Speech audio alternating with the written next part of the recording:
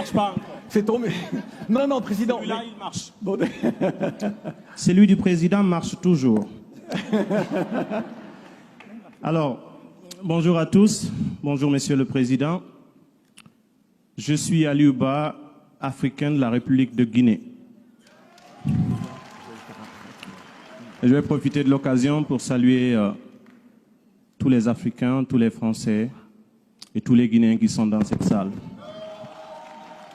Alors, pour aller dans le même sens que mon ami Cheikh, Monsieur le Président, je perçois ce sommet comme étant le sommet de la clarification sur certains sujets qui sont très sensibles et qui cristallisent l'attention de l'opinion publique africaine et française par endroits.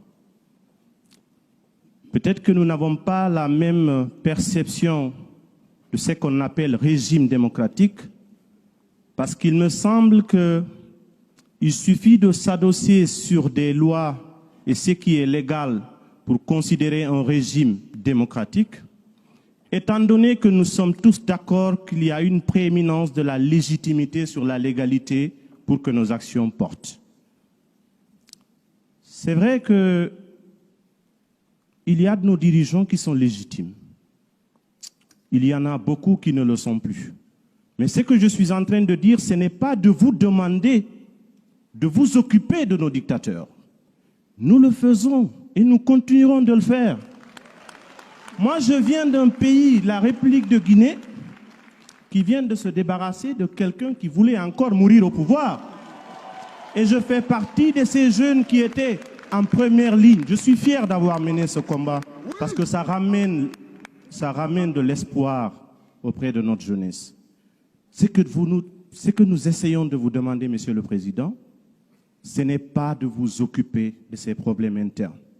C'est plutôt en tant que partenaire de refuser de collaborer et de considérer comme étant un interlocuteur quelqu'un qui utilise des voies, des manières subversives, les tripatouillages constitutionnels pour rester au pouvoir.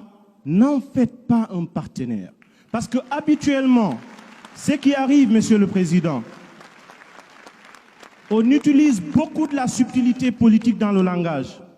Aussi longtemps qu'on va continuer de traiter cette question au cas par cas, comme on le dit en Afrique, selon la tête du client, on ne s'en sortira pas.